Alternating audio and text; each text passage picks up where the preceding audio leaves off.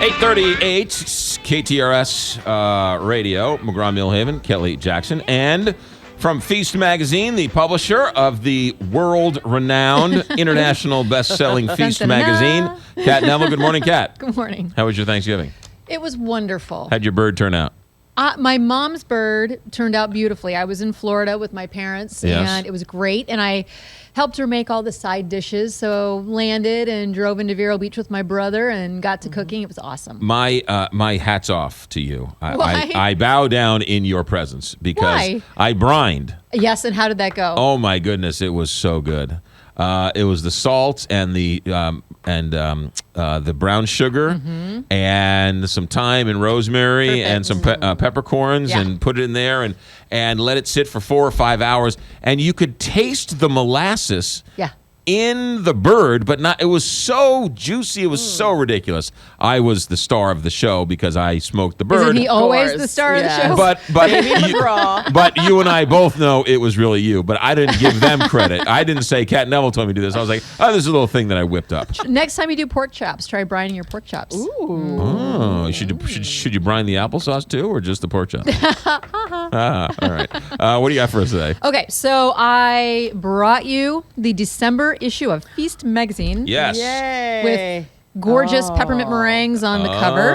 Nice. Very good. I thought I would talk about a couple of stories that we ran in the issue. And what you see on the cover is actually part of a feature that Bethany Christo, our associate editor, put together on different kinds of kind of like global goodies. But there are some other stories that I really wanted to point out. One is very fitting for the season. It is called Bridge Bread, and it is a storefront on Cherokee Street. It's 2604 Cherokee, and it was founded as a way to help people transition from homelessness into finding homes. Yeah. And so the founder, Fred Domke, and I hope that I'm pronouncing his name correctly. It's spelled Domke.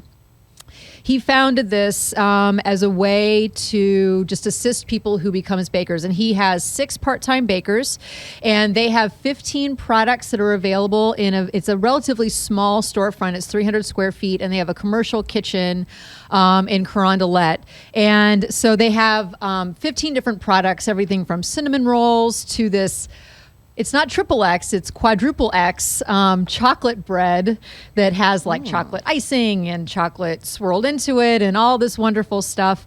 And they help these folks transition into housing through Home First STL, which is it's a local charity, and they help these folks just kind of overcome some of the issues that are keeping them from having permanent housing. And so it's a nice place. It really is. Wow. And they sell their products at the Lucky's in Rock Hill. They're going to start selling their products at the Ellisville Lucky's location very soon. You can also get the bread in a number of different churches around the St. Louis area. And as they grow, they want to supply more churches on Sundays. So, all right. So it's called Bridge Bread? Yes. Bridge Bread, 2604 Cherokee, but look for it and demand it at a local neighborhood market near you. Absolutely. I mean, I think that, and if you're interested in information, it's bridgebread.org is the website. Right. And, so it's one of those things where, again, this artisan food movement can really create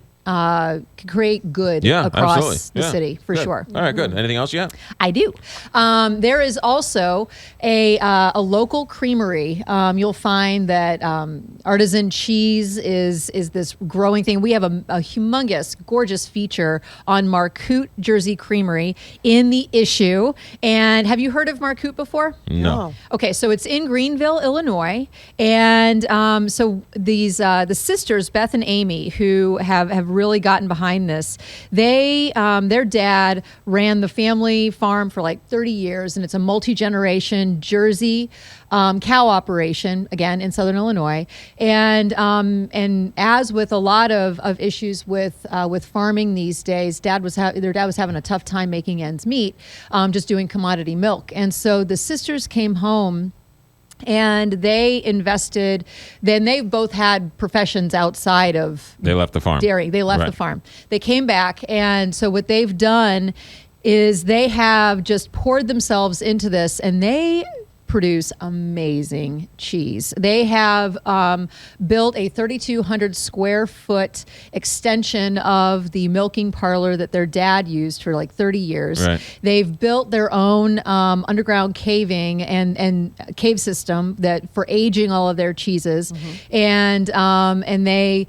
What they've done is they really have taken this family business and allowed it to not only maintain but thrive, and now the entire family is working together on So the what's farm. the name of the cheese? Marcoute. Marcoute. That's the last name. Marcoute cheese. Yes. And so they make all sorts of cheese? All kinds of cheese. Right. Yeah. I mean, it's a huge array. Everything from fresh cheeses to aged cheeses, and you can visit the farm. They have like the viewing windows where you can go in, and so they bring like all Right. different kinds of school groups.